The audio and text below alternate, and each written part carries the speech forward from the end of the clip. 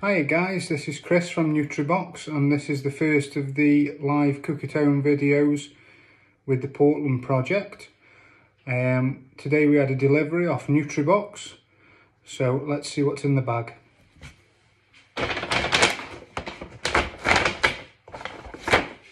So we've got the dry spices, what we'll need for today's meal. We've got some seasoning, salt and pepper. We've got coconut oil, red lentils, some carrots, tomatoes and vegetable stock, courgette, aubergine, onion and a recipe card with a method.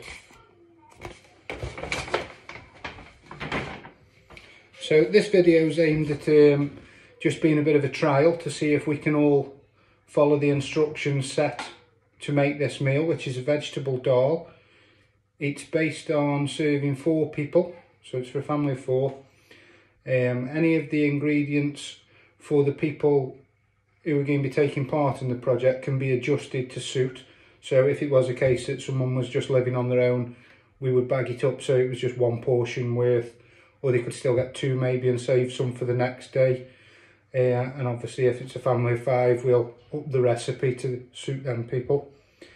All the stuff what's in these containers, we will get some labels made up for them. So 1, it says what's in there, and 2, it covers anything that might unstick as in regards to allergens. So for example, the veg stock cube which is in there contains gluten.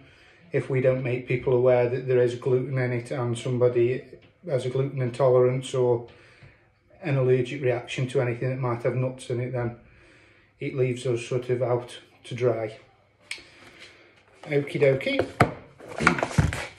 So I'm going to cook it at quite a slow pace, and then hopefully everybody will be able to keep up. I was going to ask my partner to do the cooking tonight, but she's busy keeping the kids entertained, so if they do come running along in the video, then that simulates a real life experience, so we'll deal with that when it happens. So method: peel and chop the onion. Before we go to the method, what I'll just go through with you, I'll take the camera for a little walk, the equipment that we will need for today's cooking. So we have a Pyrex jug, spatula, spoon, veg peeler, knife, pan, tripod for if we want to be clever, and a plate to serve it on at the end.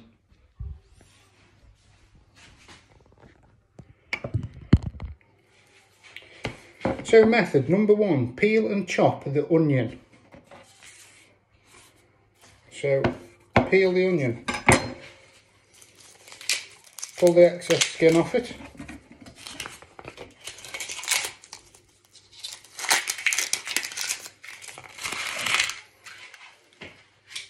I'll utilise the brown paper bag that it was delivered in as my little bin.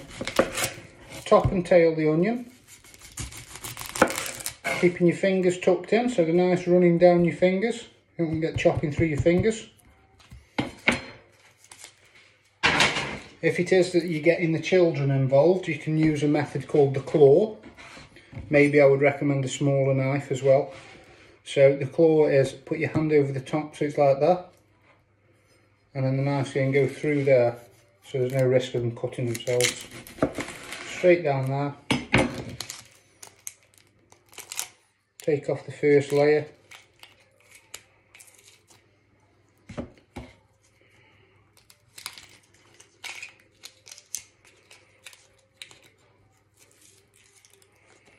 And there's the onion. Keep your chopping board as clean as you can, because that always helps with cooking. If you're working in a clean and tidy environment, it just makes everything seem that bit more easier and clearer to follow.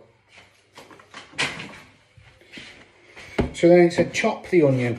So this is down to interpretation. Chopped onion you could chop it into just slices, or you could go over the other way and have little cubes. For my curry, I like sliced onions in it, so chop it, slice it.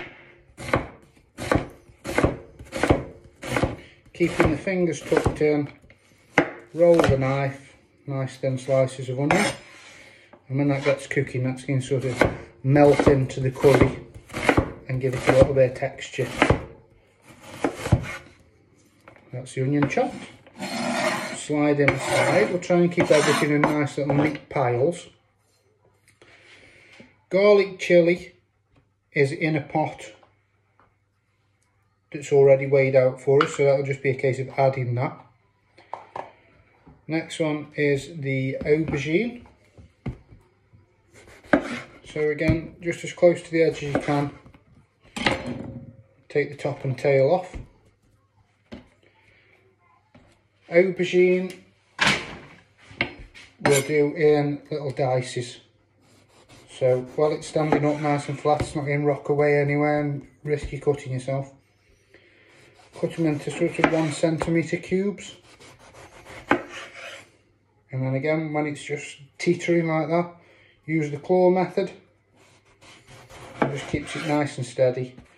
And then you can lay the aubergine flat on the chopping board, tuck your fingers in and just draw the knife along it to get the slices what you want, the dices.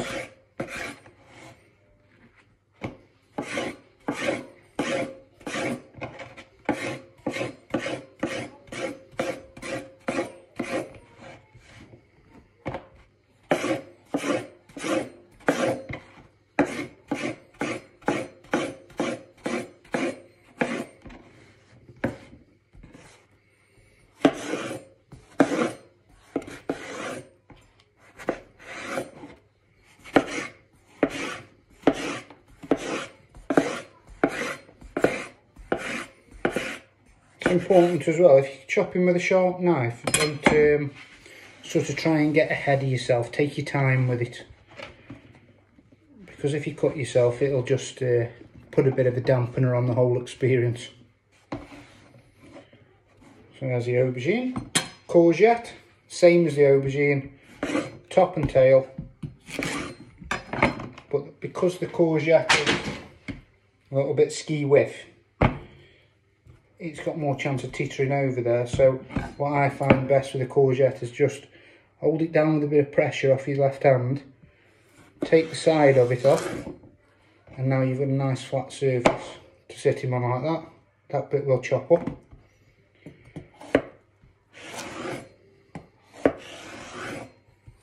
And then what you can do is, with each piece of that, you could cut through it again while it's nice and flat.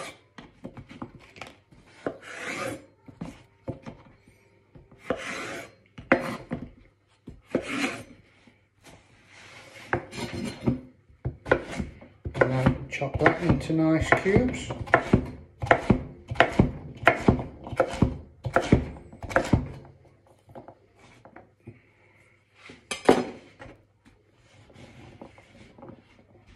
Then the final one for the vegetables is the carrot. Oh, and tomatoes, sorry. Tomatoes are technically a fruit. These will be a handy thing perhaps as well to give the people the ingredients in, because if you do over portion or somebody doesn't fancy it for the tea that night, tub them up and now you've got your meal for tomorrow ready. I'll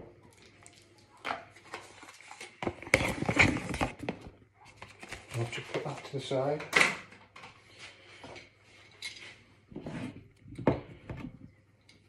Peeling the carrots, hold it in your hand, peeler. This is a speed peeler, much easier to use than the conventional peeler. And just draw the peeler back on it as close as you can to the edges, and then we'll take the top and bottom off it after. If you were a bit more advanced, or you perhaps haven't got a peeler to hand, another method is use your knife. So again, top and bottom off, stand it up and then sort of really finely go down the sides of the carrot. It is harder to do, but obviously if you haven't got a peeler, then it's your only method. Or if all else fails, leave the peel on and just wash it first.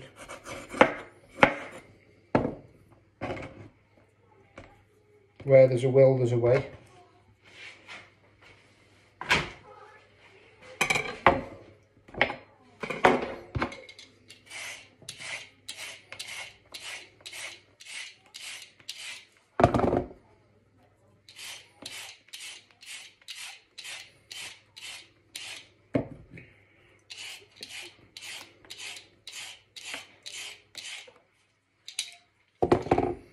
Okay, so I'll just clear all this carrot peel out of the way, and then I'll show you what my board looks like after we just finish chopping up.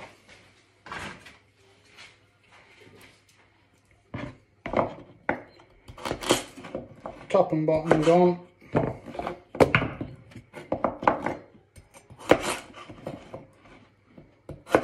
And then the carrots you could do into small dices if you want. It'll make them cook quicker, because the whole meal should really take about 15 minutes to cook, 15-20 minutes.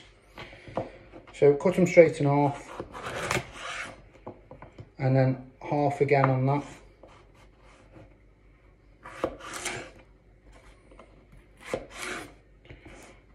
And then just smaller dices than your courgette there, and again it gives it a different texture and it helps the carrot cook quicker.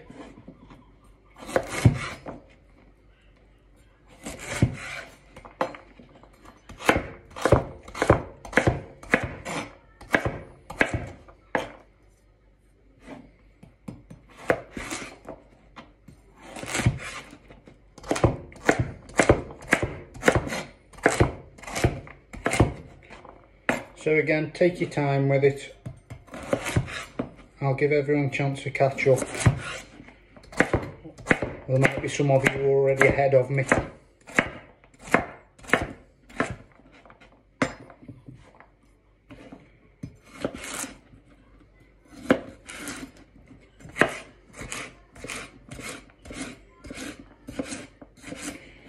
that's the carrots done. And the last thing is the tomatoes. Tomatoes I've got today was just what they had in the shop, which was baby tomatoes. So there's about 110 grams worth of baby tomatoes there. The ones that will actually come in the bags will probably just be normal sized whole tomatoes. With them we're just cutting them in half.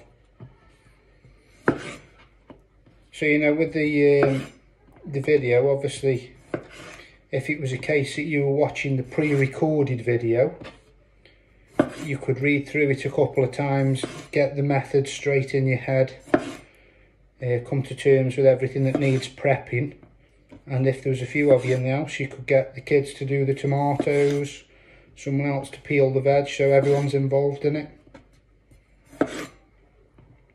Okie doke, so that's all the veg prepped. Knife we shouldn't need again. I'll just flip this round so you can see what my board looks like.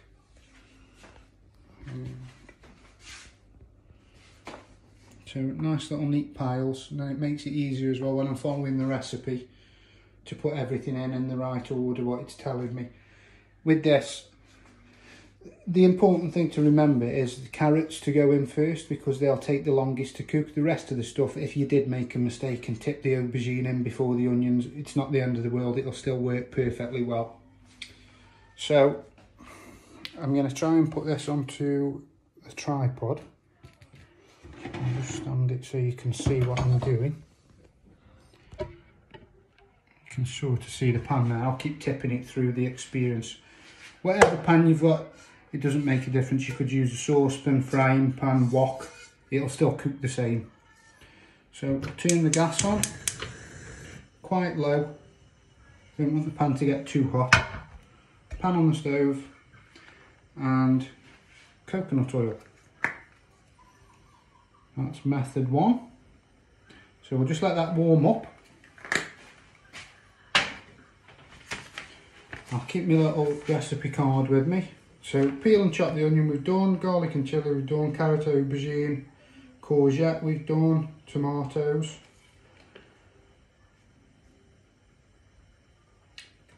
So now it starts to heat up, we're going to add the carrots to it. I think what I'll do, I'll bring my chopping board over here.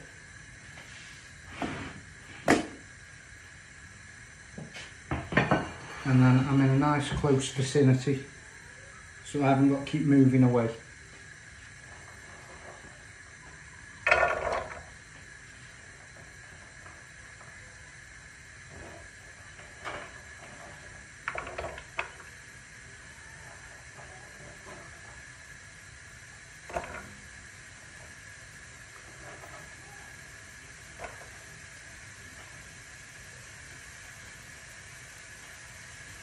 So carrots are in.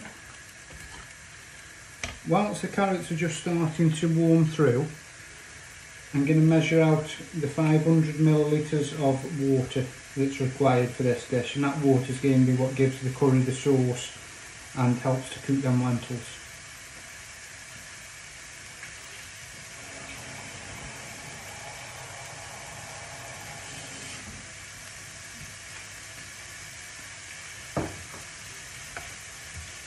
So we'll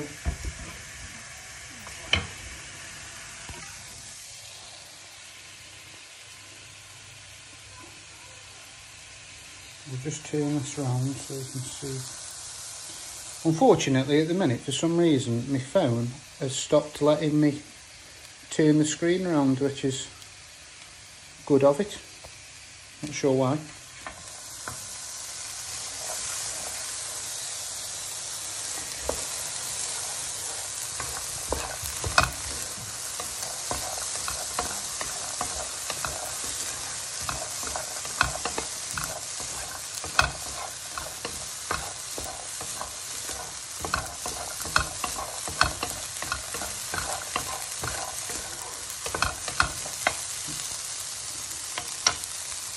Then the next step on the recipe is to add the curry spices, garlic, chilli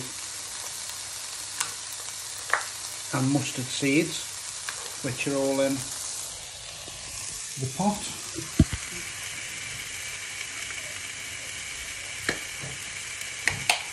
So what you could do is just turn the heat down a little bit, because you don't want to burn the curry spice, you'll get a taste of burnt spice.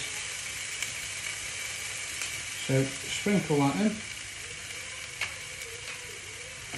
Keep it moving around while it's in there. And what we want to do is just pop the mustard seeds. So when the mustard seeds get hot, they'll pop open, and we're looking to soak up any excess oil that might have been in there off the coconut oil, although there isn't a lot. And by putting the curry powder into this warm pan, it sort of enhances the flavour of the curry and cooks out that dry taste, the powdery taste.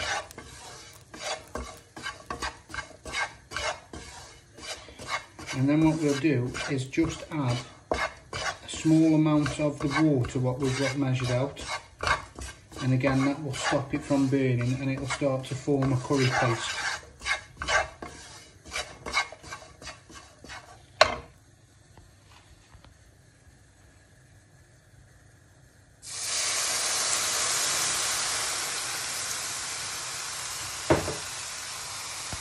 So there's still quite a bit of water left in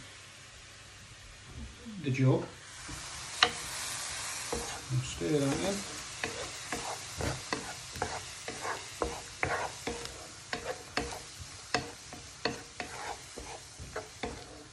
I think again what will be best for this project is when, well, if things come back to normality, we can perhaps do this in the Nutribox kitchen, and if Marvin would be good enough to film me from a 2 metre distance, because it is a bit tricky trying to rotate the camera around and peer around at it to see if we've got a good angle. I think we may be about to have our first visitor of the night.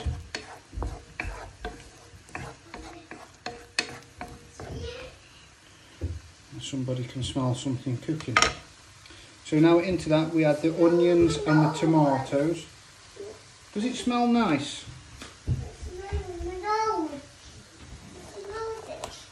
So In go the onions.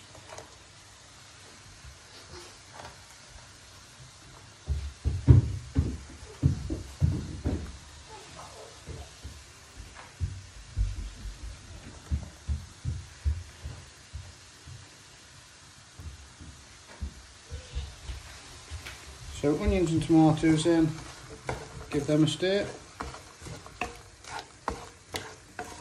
And tomatoes will break down, and that's what will give it this sort of tomatoey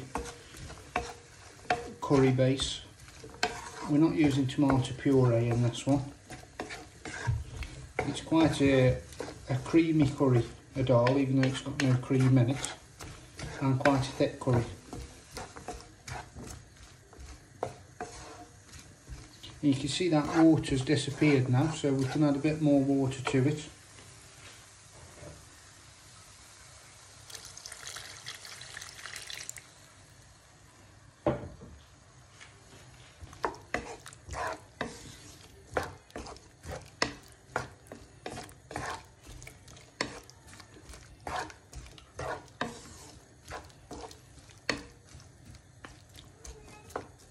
And what we can do now, I'm going to flip the camera back around so I can use two hands. I'm going to add the vegetable stock to it. So I've worked this curry out that one vegetable stock will be enough for 4 people. Crumple it with your fingers like you're adding salt and pepper.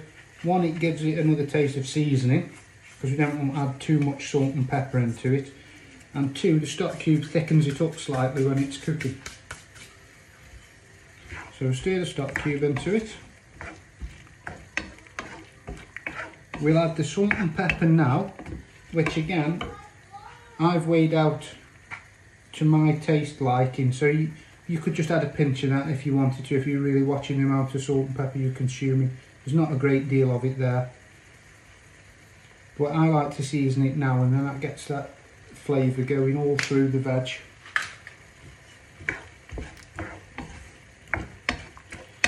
Add to that now your carrot and your aubergine and your courgette, because you want them really to go nice and soft and really soak up all the flavour.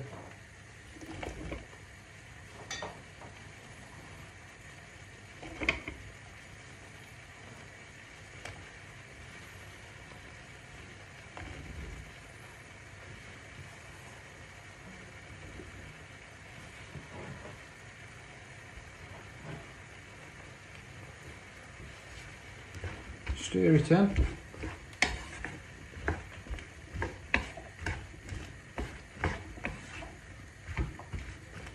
Just so it's all coated. Then we're going to add the rest of the water and the lentils now. And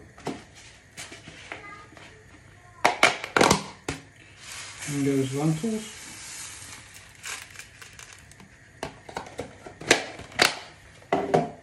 I'm just going to mix them into it so they're all underwater, and then I'm going to put a lid on it and simmer for 15 minutes, occasionally stirring.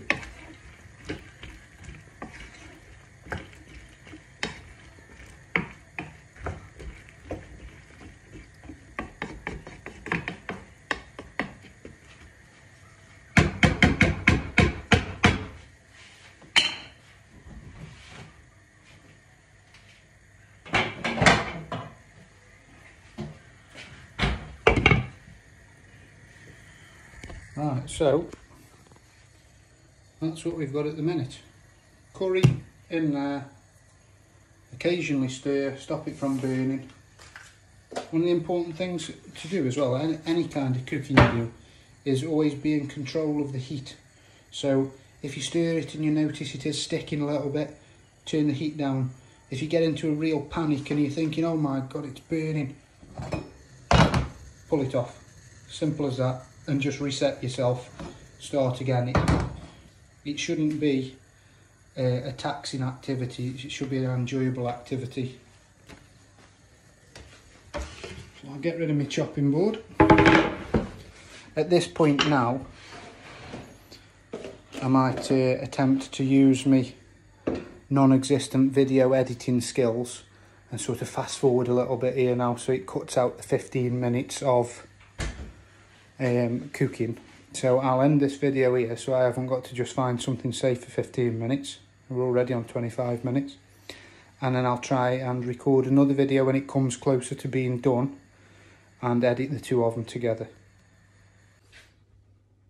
So the curry's been cooking away now for the last 15 minutes. In that time I've used the opportunity to wash up and get rid of all my excess waste. Let's have a look at what's going on. So I've turned it off. You can see now that all of that juice is soaked into them lentils. The veg has absorbed a lot of it, so it's going to be a really nice taste inside all the veg. What we're looking for as well is the consistency wise. We won't be able to drag the spoon back through it and see the bottom of the pan and it not instantly sort of form back together again. And then we know it's going to be good to put on a plate. So that's pretty perfect. I suppose all that's left now is to dish it up and have a taste.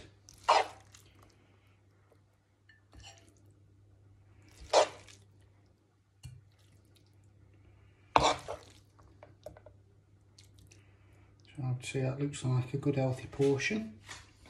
If we was to look in the pan now,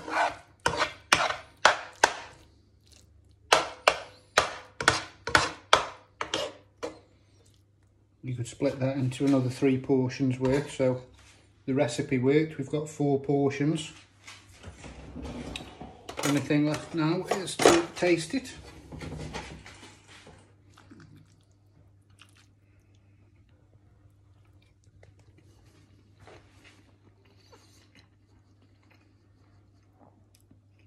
Very nice. Tastes good. Have a go, guys. See what you think.